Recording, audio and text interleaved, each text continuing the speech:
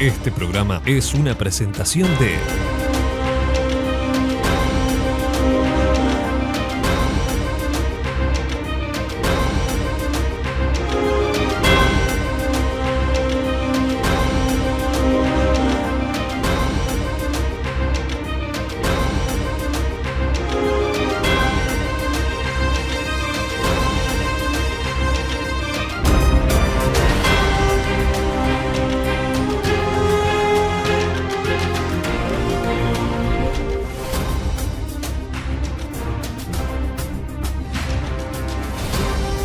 Buenas noches, gracias por estar ahí. Estamos en La Mira, estamos en BTV. Más adelante en el programa vamos a estar con Federico Comesaña hablando de la reforma de la seguridad social, del plebiscito y el espacio de la LADI hablando de comercio exterior. En este primer bloque estamos con el candidato del Partido Constitucional Ambientalista, Eduardo Luz. Gracias por estar, diputado. No, muchas gracias a usted. Gracias por la invitación. ¿Sabe qué? Yo no puedo pasar la mano por el lomo, pero valoro su voz en la política y de hecho lo calificamos como un distinto. Porque no tiene problemas en hacer autocríticas, no agrede, y es realista. A veces cuando uno trae acá un candidato que tiene 2%, 3%, 5% y le dice, bueno, no vas a ser presidente. No, yo no quiero ver como que voy a ser presidente. Usted es realista, sabe que no va a ser presidente. No. ¿Por qué quiere llegar? ¿Qué le aportaría su partido a la coalición oficialista con su presencia? Bueno, desde el Parlamento yo podría aportar lo que he aportado hasta ahora. ¿Qué es? Que es precisión en la redacción de proyectos de ley. Eso es por la formación, no es que yo sea mejor que otro, pero por la formación que tengo. Todos los proyectos son jurídicos. Y han rebotado bastantes. Y han rebotado bastante, sí, por un tema de redacción. O sea, usted habla lo que piensa.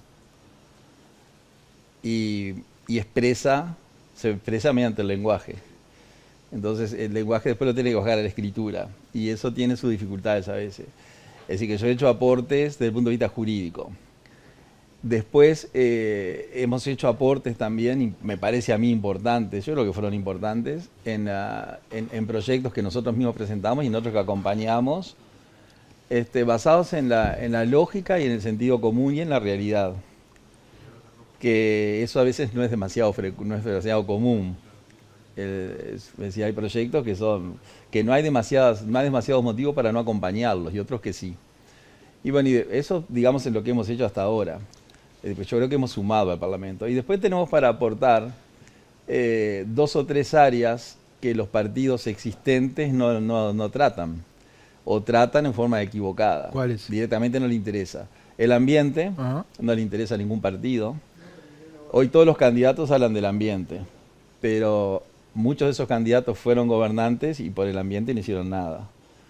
Y otros candidatos que no fueron gobernantes, como el doctor Ojeda, por ejemplo, que no estuvieron en función de gobierno, su partido no hizo nada por el ambiente, nunca. La coalición republicana ha hecho muy poco por el ambiente, el Frente ni hablar, o sea que eso nosotros creemos que podemos aportar ahí. Después en un tema constitucional, que a mí hay gente que me dice la Constitución no le interesa a demasiada gente, pero si uno lo logra transmitir, que con algunas soluciones constitucionales otros problemas que sí le interesan a la gente se resuelven, bueno, eso es lo que nosotros tenemos para ofrecer, digamos.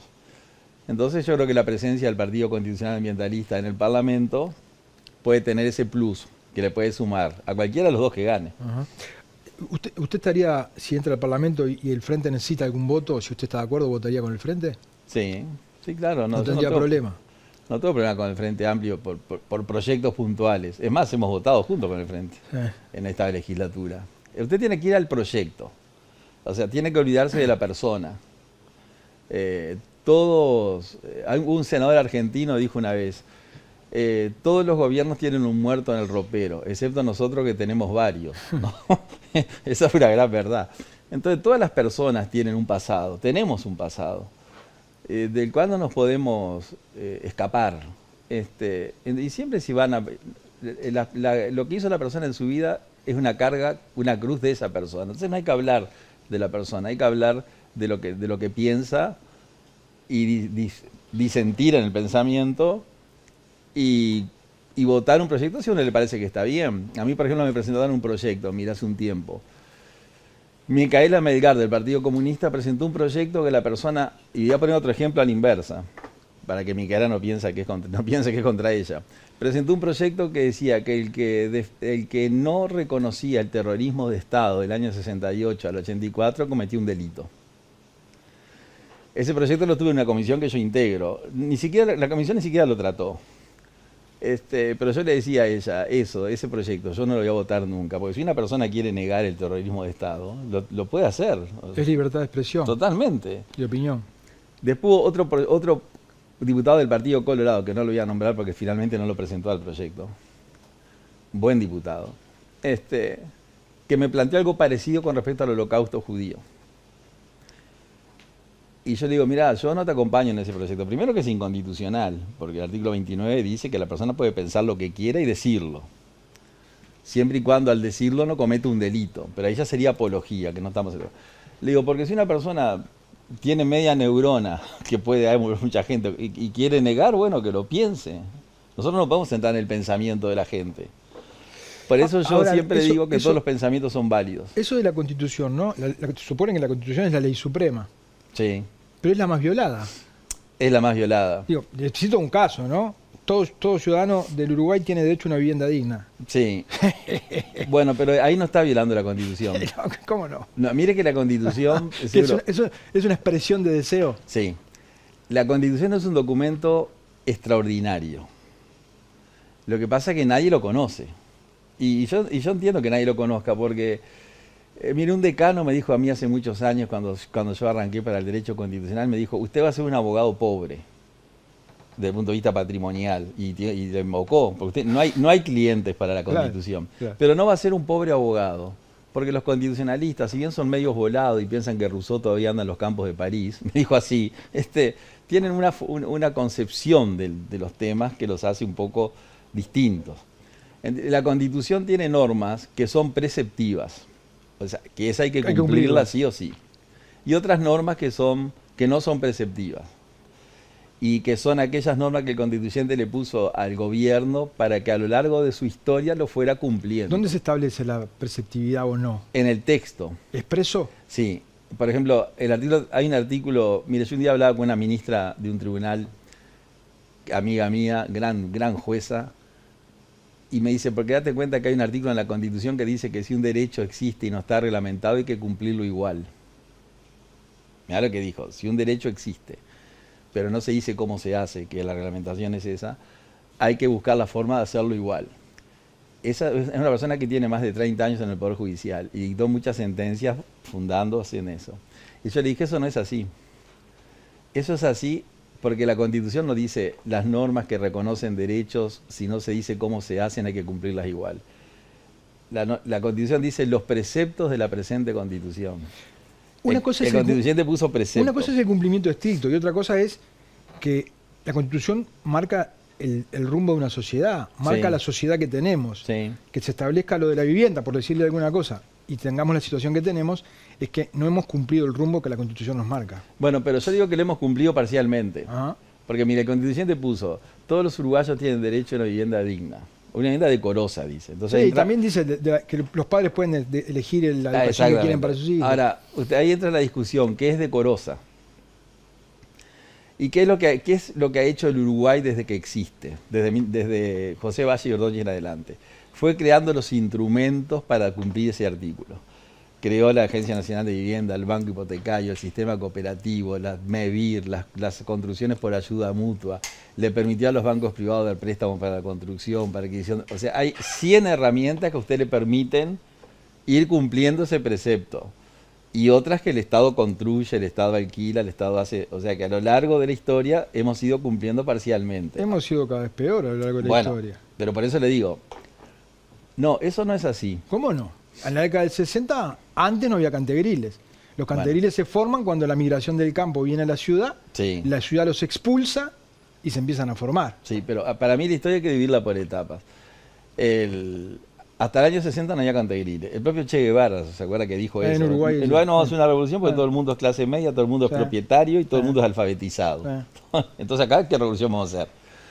Pero bueno, después vienen los cantegriles, hoy llamados asentamientos. Eso sí, en eso hubo un retroceso. Pero esa situación de los cantegriles, de los asentamientos, etcétera, los gobiernos no lo han resuelto porque no han querido. Porque herramientas tienen para resolverlo. ¿Usted dice que no han querido? Sí, no han querido. Pero ¿y cómo un gobernante no va a querer sacar de la situación de la pobreza a los más pobres? Y porque usted al pobre lo tiene asistido. Y al tenerlo asistido, lo tiene fiel. Y al tenerlo fiel, lo vota. Mire, está todo... Usted tiene esa mirada. Está todo en la historia. Por ejemplo, le pongo un ejemplo de hace 3.000 años, 4.000 años atrás y un ejemplo de ahora. Olvídese de Dios, pero el ejemplo sirve. Cuando Moisés le dijo a los judíos que eran esclavos en Egipto, vénganse conmigo. Atravesamos el desierto, según el mito, 40 años, llegamos a la tierra prometida, y las 2/3 partes del pueblo hebreo, que no eran judíos, dice que se quedó en Egipto. Porque los egipcios no los maltrataban, y tenían sus zonas, sus barrios, y trabajaban gratis, ¿no? Pero entonces, hoy pasa algo parecido. Cuando los gobiernos invierten cientos de millones de dólares, miles de millones de dólares, en proyectos, X proyectos para favorecer a determinadas empresas o personas, quiere decir que el dinero lo tienen. El dinero lo tienen, si no, no lo gastan. Ahora, ¿por qué no lo vuelcan a esa zona? ¿Por qué no lo hacen? Y ¿Usted piensa que hay una ideología atrás de eso? Yo estoy absolutamente convencido. ¿Y tiene que ver esto con que usted dice que hay que dejar de lado la ideología a favor de una filosofía política? Sí. ¿Qué significa eso? Bueno, las ideologías es una rama de pensamiento que tiene las respuestas. El socialismo, el comunismo, el capitalismo, el liberalismo, el nazismo, el fascismo, o sea, quedémonos en el siglo XX, no vayamos más atrás. Muchas de esas ideologías fracasaron, de hecho hasta que ya no existen. Las que sobrevivieron quedaron solas, porque no tienen el contrapeso de la balanza del otro. Y cualquier ideología que queda sola entra en una etapa que se llama, que yo la denomino la desmesura. O sea, como está sola no tiene límites. Y ahí arrasa en su afán de la producción infinita, arrasa con la naturaleza, con las personas. ¿Y no cumple el proceso de decadencia en algún momento, como cualquier civilización? El capitalismo es posiblemente, midiéndonos en términos históricos, una pequeña porción de la historia de la humanidad. Muy pequeña. Muy pequeña. Ínfima. Por eso. Y casi inexistente. Por eso le digo. Bueno, va a llegar, eso tal vez llegue en su momento, pero hoy no ha llegado. Hoy lo que lo puede parar a eso es la naturaleza, justamente, que se resiste a eso. Pero usted hablando de la ideología, Bueno, la filosofía... Entonces, ¿la filosofía qué hace? La filosofía es un paso previo. O sea, la filosofía no dice hay asentamientos, que hay. La filosofía por esencia es la que se hace la pregunta. El filósofo se pregunta. Y ya no se pregunta si el hombre existe, eso ya está resuelto, eso era un problema de los griegos. La filosofía política del siglo XXI dice, ¿por qué un joven de 20 años con 35 grados de calor anda de capucha? Entonces dice, porque no le gusta lo que ve, porque quiere estar aislado, porque no, tiene muchas respuestas, una pregunta. Y usted cuando tiene muchas respuestas, la puede buscar. En este caso, que es un tema sociológico, olvídese, pero en la política es eso. Usted tiene que decir, ¿por qué hay asentamientos? En un país que, como dijo el presidente Valle el 1 de marzo del 2000, donde sobra tierra y falta gente. En el 2000 Jorge Valle dijo, en un país, en el Palacio, en un país donde sobra tierra y falta gente, no puede ser que haya uruguayos viviendo en una cuneta. Y eso se multiplicó por 8 desde la época de él. Entonces, si usted resuelve el tema de los... Dice, ¿hay asentamientos por qué? Porque hay pobreza, porque la gente vino del campo a la ciudad, porque el campo cambió. Eso de repoblar el campo, olvídese. Ya el campo no se repuebla más. En el mundo la gente ya no vive en el campo. Entonces hay que buscar otras soluciones. La gente vino del campo a la ciudad. Se crearon los anillos de pobreza. De gente que vive en la pobreza. Ahora, eso se puede resolver, y para mí se resuelve a largo plazo. Una generación mínimo. Sin duda. Entonces, a largo plazo, ¿qué es? Sacar a esa gente de ahí, con recursos económicos que el Uruguay tiene, con educación, que es fundamental. Sí, pero si usted dice que la dirigencia política no quiere, por más vamos a seguir, que tiene que cambiar el pensamiento o la dirigencia política. Tiene que cambiar la dirigencia política, y por eso el partido nuestro es importante que esté. Yo no voy a resolver nada, pero dése cuenta que si usted resuelve los asentamientos, que lleva una generación, Nosotros tenemos muchas frases en el partido. Por ejemplo, la frase del partido es una frase que dice, es alias jacta est, la suerte está echada, Sí. ¿verdad? Que se la adjudica a César. Pero hay otra frase que no es nuestra, pero la usamos, que es de Nietzsche, que dice que los grandes acontecimientos desde un político hasta una persona, son los precedidos con pasos de paloma y no de sonidos de trompeta. Los sonidos de trompetas son efímeros, el paso de paloma es lento, erróneo, medio irregular, pero avanza. Entonces, usted tiene que ir de a poco. Pero si no quiere, Bueno, si no quiere, no quiere. es más pesimista que Nietzsche. Claro, sí, porque Nietzsche era muy pesimista, Obvio. murió en un manicomio. Pero los gobiernos no quieren. Porque se cuenta que la solución... Yo hace 2 días pasé por el barrio Kennedy, lo que era el barrio Kennedy en Maldonado. Nunca había pasado por ahí, el nuevo. Es como un anillo perimetral que sale de la ciudad y lo Sí. larga. Y es extraordinario lo que hicieron ahí, lo que hizo Antía y este gobierno. Extraordinario. Se llama barrio Kennedy, es histórico, ahora se pudo hacer. Entonces yo lo que digo, y puede ser medio grosero lo que yo digo, que los gobiernos, si el gobierno elimina de a poco el asentamiento, atrás del asentamiento elimina parcialmente la desocupación, porque pone a la gente del asentamiento a trabajar. Y si la gente dice, yo no sé hacer nada, dice, bueno, pero llevar una carretilla de aquí a allá, sabés. Entonces hay que integrar el sistema cooperativo de construcción, el cooperativo en todas las áreas, que ha sido un éxito, en la vivienda, en la construcción, en el agro, en todo, en la cooperativa, y darle los medios económicos que esas personas no tienen. Y para mí eso integra, no hay que construir edificios. Usted vive en un edificio en el 301, no sabe quién vive en el 302, no tiene vecinos, no sabe quién es del 302.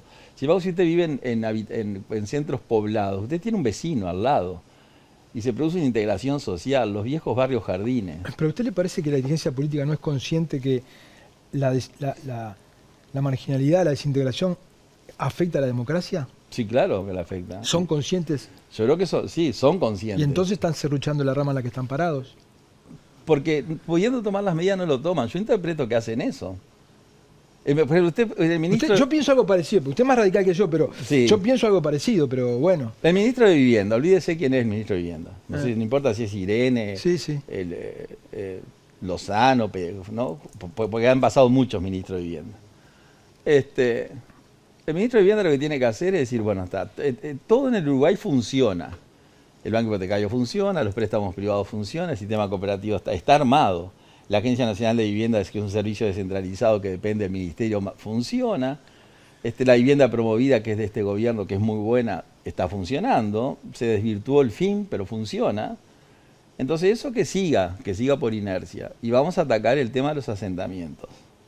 Entonces usted escucha a los ministros de Vivienda diciendo, bueno, hemos creado un fideicomiso, tenemos 400 millones, hemos intervenido en 80 asentamientos, pero todo creamos, tenemos, pero no bajan a tierra. Tendría que ser mucho más rápido la resolución. Tendría que ser más rápida, porque la gente que vive ahí vive en condiciones espantosas. Hace mucho tiempo. Vamos a una tanda y seguimos. Sí, sí.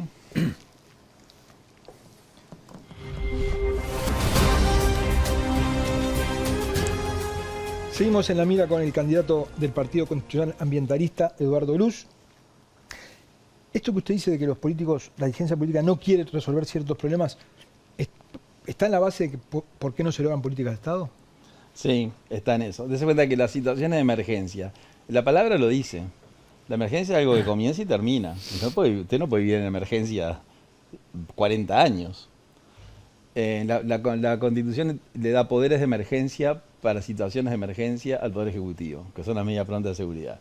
Y bueno, esas están pensadas para una cuestión que dura pocos días, 1 mes, 2 meses, y después se terminan. Y en esto es igual.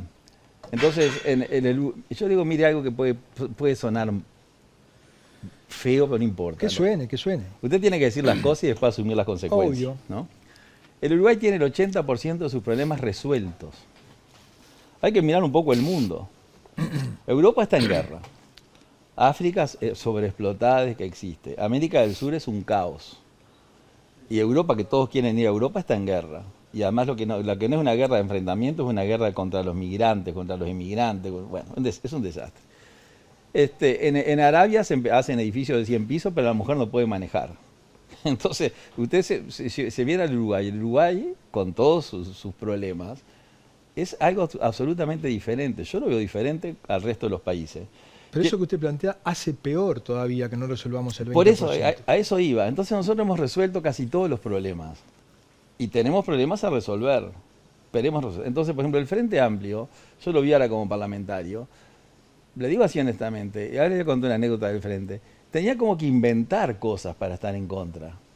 Porque el Frente a veces tiene que inventar. ¿Le puedo contar una anécdota de un minuto? Sí.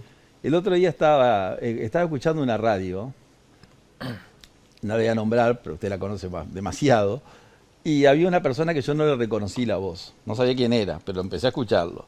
Y la persona decía, bueno, en realidad este gobierno creó, no sé si 70, 40 o 30, pero creó puestos de trabajo, la inflación está en un nivel bajo histórico, el grado inversor es el más alto de la historia, la pobreza es el 9.1, con el Frente era el 8.6, pero si pensamos que hay 2 años de epidemia más 1 año de sequía, es razonable esas milésimas. Crece poco, pero crece. La masa salarial se incrementó, el salario real creció. Entonces el periodista le dijo, y yo no sabía quién era, yo dije, este debe ser el secretario de Arbeleche, el que está hablando. Entonces el periodista le dice, entonces ¿ustedes qué proponen? Y ahí me di cuenta que no era un blanco. Dice, este gobierno ha estado en falta con la desigualdad. O sea, y ahí me enteré que era O'Donnell el que estaba hablando. Y una persona muy honesta, porque dijo eso. Entonces, eso que yo no es para elogiar al gobierno, todo eso, porque dice, entonces usted por qué no está con los blancos, ¿no? Porque me podría decir lo mismo. Eso quiere decir que Uruguay resolvió muchos de sus problemas. Y quedan a otros por resolver, en los cuales hay que hacer política de Estado. Y hay que utilizar además el sentido común. Un tema, por ejemplo, que a usted le preocupa mucho, porque yo lo sigo, los narcos. Cuando falta un mes para terminar el gobierno compra escáner. Cuando falta un mes. Y cuando vienen los escáneres demora 2 meses en instalarlo porque falta la infraestructura civil para apoyarlos. O sea, los muros. Entonces uno dice, ¿no se podía haber hecho eso cuando el escáner ya sabía que se iba a comprar y hacer el muro?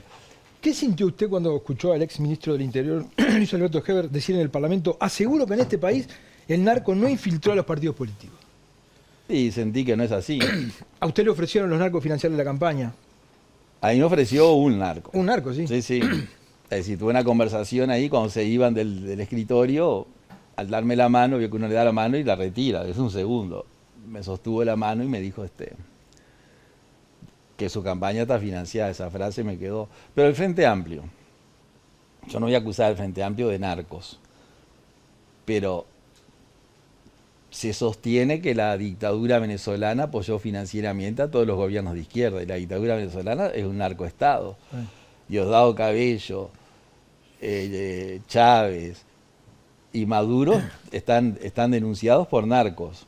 Y si de esos gobiernos viene dinero para financiar partidos de izquierda, los narcos están financiando a la izquierda. Pero hablemos de aquí. Bueno, de acá. ¿Usted esa experiencia piensa que le pasó a usted, no por casualidad?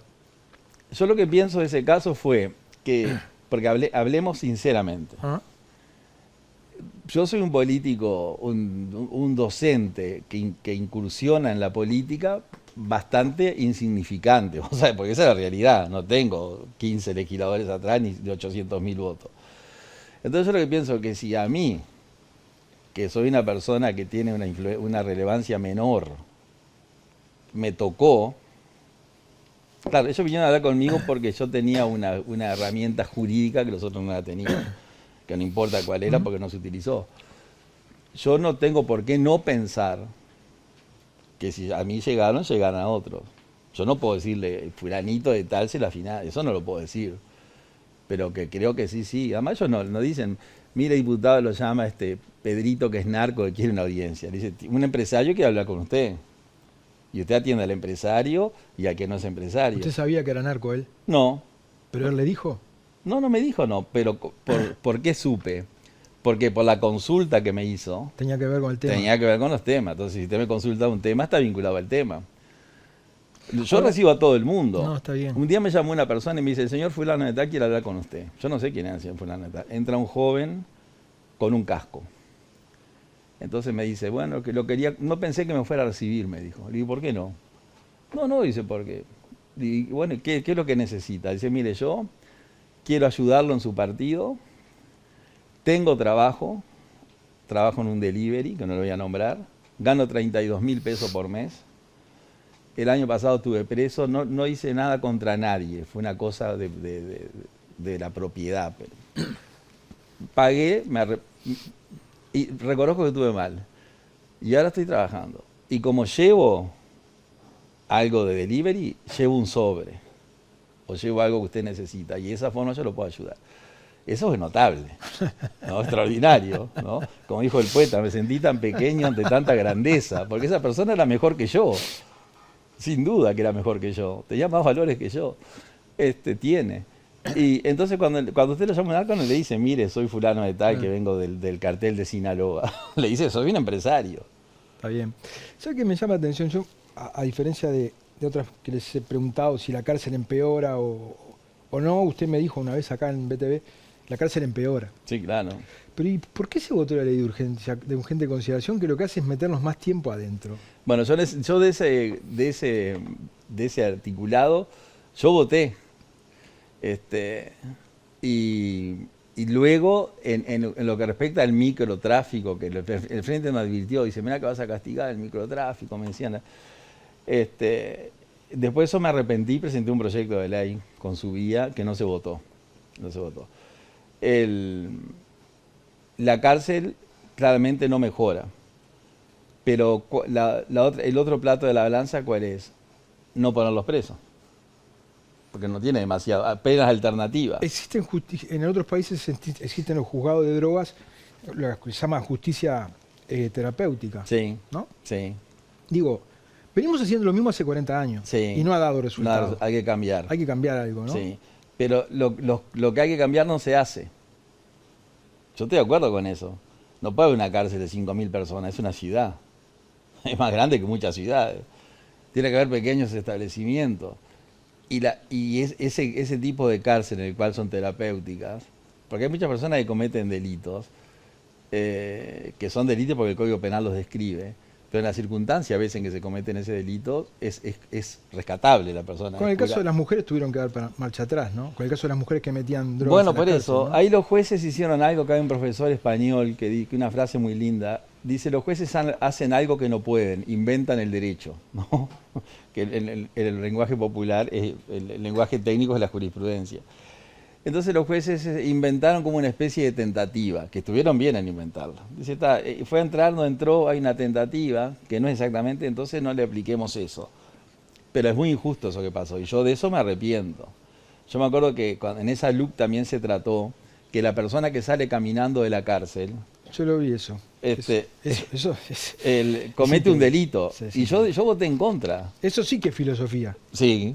Eso es filosofía. Porque la persona siempre busca la libertad. Si usted deja la cárcel abierta y el taxi en la puerta, ¿cómo no se va a ir? Las ansias de libertad son inherentes al ser humano y por eso las fugas no se penan hasta que vino la LUC y las penó. Una cosa insólita. Y hablé con una senadora del Partido Nacional y me decía, pero vos, Luz, tenés que hacer. Y yo no voy a hacer eso porque va contra todo, contra 3.000 años de tradición. La persona busca la libertad. Porque en la Constitución, siempre volvemos a ella, el primer valor que la Constitución establece es la vida. El segundo, curiosamente, es el honor. Y el tercero es la libertad. Y el último es la propiedad. Entonces, eso es una guía. Entonces yo le decía, no, escuchá, el ser humano busca la libertad. O sea, está en su ADN. Entonces, si vos estás preso y el guardia se va, te deja la puerta abierta y un Uber, vos agarrás y te vas. No tenés otra posibilidad. Se arrepintió, en algunas cosas se arrepintió. Sí, de muchas cosas. Pero ¿sabe lo que pasa? Que cuando uno toma la decisión, cree que es la mejor. Está bien, está bien. Diputado, le quedo muy agradecido. Mis respetos por la frontalidad. Bueno, muchas gracias. Gracias por la nota y el espacio. Nos vamos a una tanda, ya volvemos.